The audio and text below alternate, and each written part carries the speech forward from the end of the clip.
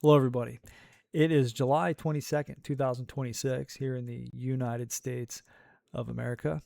This is going to be a fairly short video tonight. I am extremely tired, and I have to be up for work at 4:25 in the morning. So we're going to keep this short and sweet. But what I want to talk about tonight is the looming final battle for the last two major urban areas of the Donbass.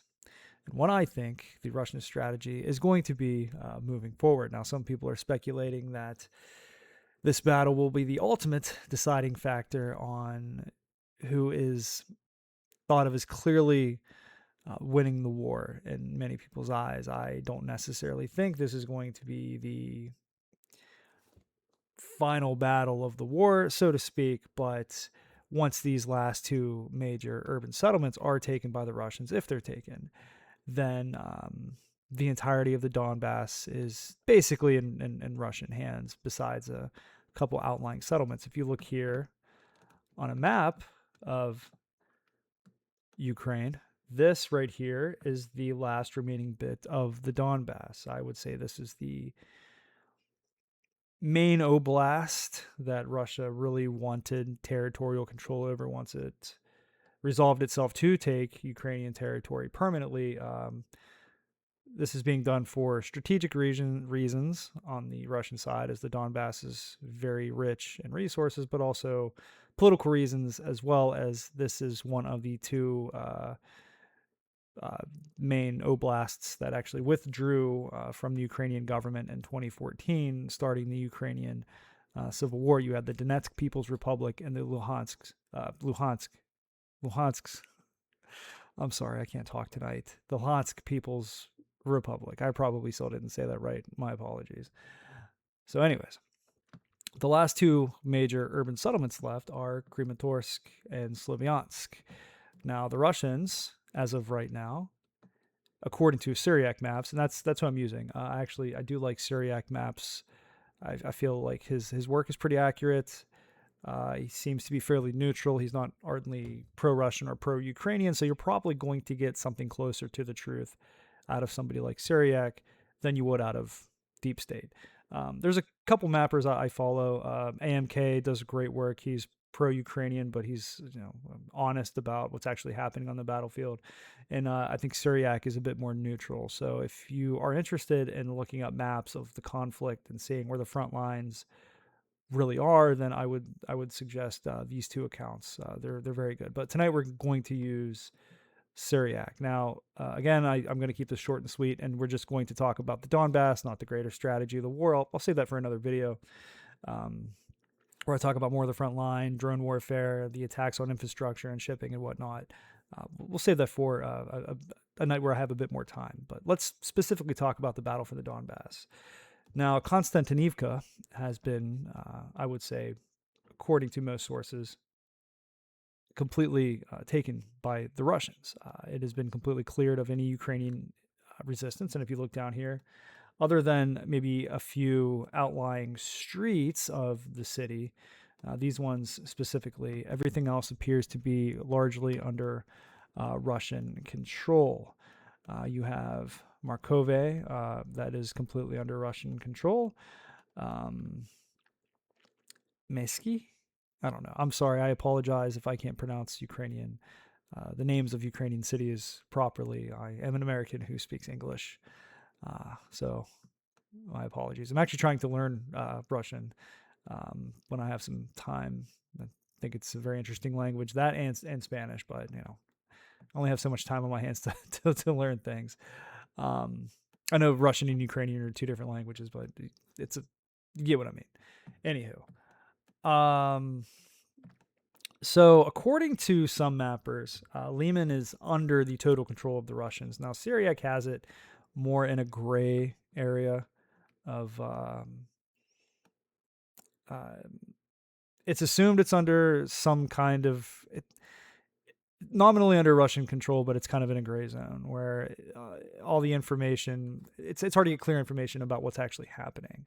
So if you look, though, around these last two major settlements, key cities around it, or key settlements around it, have been taken by the Russians. They seem to be approaching Sloviansk and Kramatorsk from 3 sides. That is likely their plan. Now, the Russians have been trying to get through this area now for months.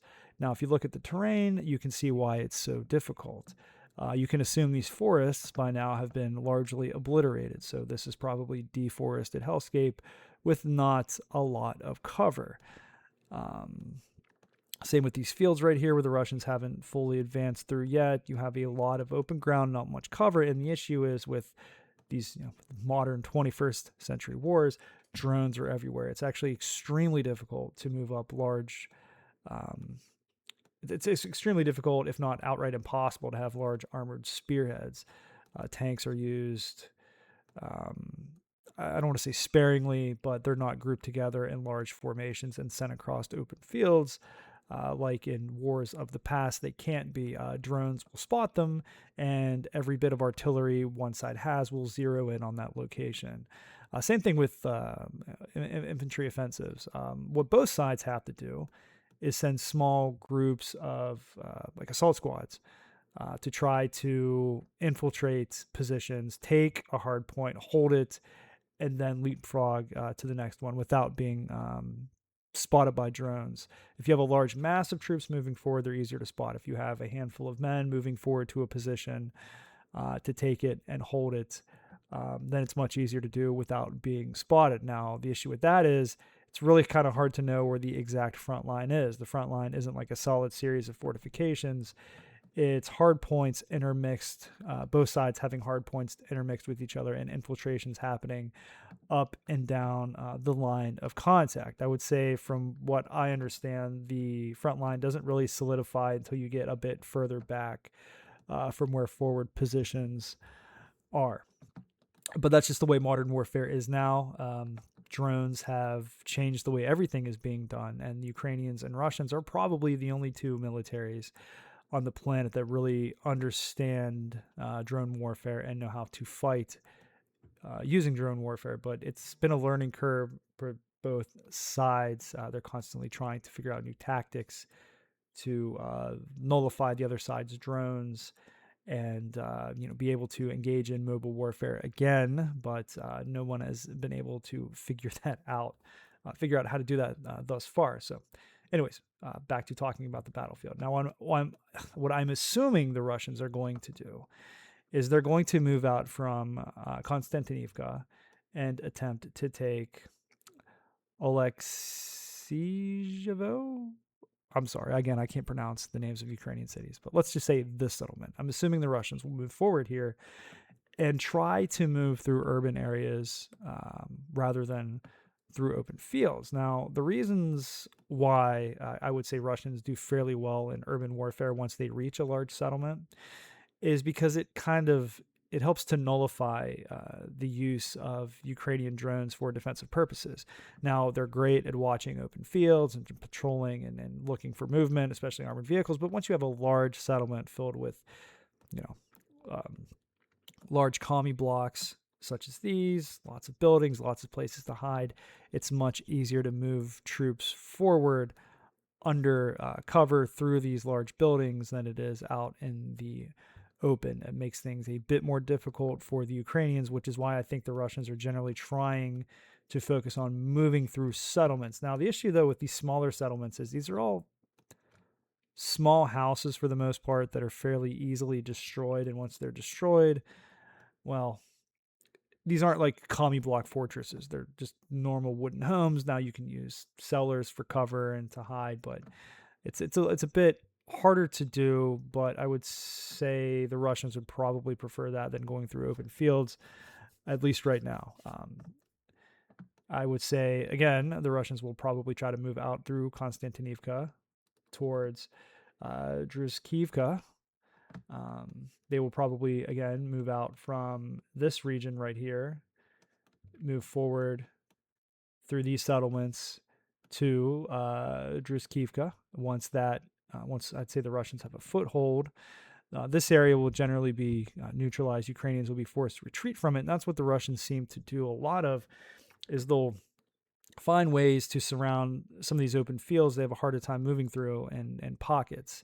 and then force Ukrainians to retreat from these open fields, rather than fight to simply, rather than force them all to fight a last stand where they could suffer quite a bit of casualties attempting to eliminate the last holdouts. And I'm getting that from Willie OAM. He does some great analysis, and that was something that he pointed out that I would agree with. That is what the Russians seem to be doing. Then in this direction, from Chasiv Yar, and believe it or not, Bakhmut is actually right here. So Bakhmut was taken several years ago, and the front line has only moved this far in this region. That is the difficulty of drone warfare. It's very hard to go anywhere. And then moving up the line, I would say the Russians are probably going to avoid these open fields as much as they can and continue to move in from this region and then on to Sloviansk from this direction. Now, I have heard that the Russians were actually able to get some infiltration units into the outskirts of, I believe it was Sloviansk, but I could be wrong. They were eliminated quickly, but they were actually able to infiltrate up to the outskirts of the city, but they could not hold that position. So the Russians are going to attempt to sum things up. They're going to attempt to attack these settlements, I'd say, from three sides. From this direction, and Sloviansk from the direction of Liman, and excuse me here, sorry, where am I at? Where's Chasiv Yar? Lost my place. Oh, Chasiv Yar is down here, sorry. I have such a hard time pronouncing the names of these settlements. Please forgive me. But yes, I'd say the Russians are going to attack in three directions: from the north, south, and they're going to attack from the east and move westward towards Sloviansk and Kramatorsk. That's my assumption. Now, the Ukrainians, from what I understand, are moving men and resources into this area, assuming that this is going to be the final battle of the Donbass, and they seemed resolved to hold out as long as they can. But one interesting thing is the Ukrainians, not the Ukrainians, but Volodymyr Zelensky, the Ukrainian president, has just fired General Syrskyi, which is by many accounts he is thought of to be the best general that the Ukrainians had, even though he had a less than pleasant nickname, the Butcher, because he seems to be not hesitant about throwing men at a problem until that problem can be dealt with. He's not casualty averse, to say the least, but sometimes that's how you have to fight a war. And I'd say, given the Ukrainians' position in this war and their ultimate objective, I would say from that standpoint, I guess it would make sense for them to fight to the bitter end in every single position to make the Russians pay as dearly as possible for every inch of territory. Now, keep in mind, this is a war of attrition. What the Ukrainians are trying to do is to cause as much harm to Russia on the home front as they can through drone strikes on infrastructure and killing as many soldiers as possible. They want to make this war as painful as possible to the Russians to force some kind of political change or put the Russian leadership in such a position where they are forced to come to the table and make concessions for the sake of political stability within Russia. And Russia is fighting a war of attrition, I'd say more from a military standpoint, to chew through the Ukrainian military so much that it eventually saps their will and ability to fight. They lose so many men, they can't keep replacing them, so much equipment, the West can't keep replacing it, and it's kind of really down to which side breaks first, given each other's objectives. But it does appear that within the next several weeks to several months, the final battle for the Donbass will be taking place. From what I understand, and I haven't pulled up Google Earth, that most of this ground outside of Kramatorsk and Sloviansk is actually up on a ridge. The Russians have the advantage of having the high ground around these two cities, which would help them out greatly for sighting and artillery and just having a good vantage point over the battlefield. It would make defense more difficult for the Ukrainians. But that's really all I wanted to talk about in this video tonight. As I've mentioned before, I am not an activist. I am not here to do propaganda for anybody's side. I'm simply analyzing this conflict to the best of my ability. I do enjoy this very much. If somebody is upset by this, thinking that I'm too pro-Russian, or maybe some people think I might be too pro-Ukrainian, I don't really care. I think if you can't talk about a conflict honestly without putting your personal bias to the side, then you can never really know what's actually happening with a clear head. You'll never get a good picture of the reality on the ground. That's why I like using mappers like AMK Mapping. He seems to do that. Willie OAM seems to do a great job at that, and several others. But anyways, that's really all I wanted to talk about tonight. That's what's happening here in the next several weeks to several months. I think this will be one of the more crucial battles of the war, both from a military standpoint and a political standpoint. I think Ukraine being able to hold Slavyansk and Kramatorsk against the Russians for a very extended period of time will embolden Western leaders to give them even more aid, because it indicates that, yes, they can indeed keep holding on against the Russians. I think it will incentivize them to keep the current strategy in place against the Russians.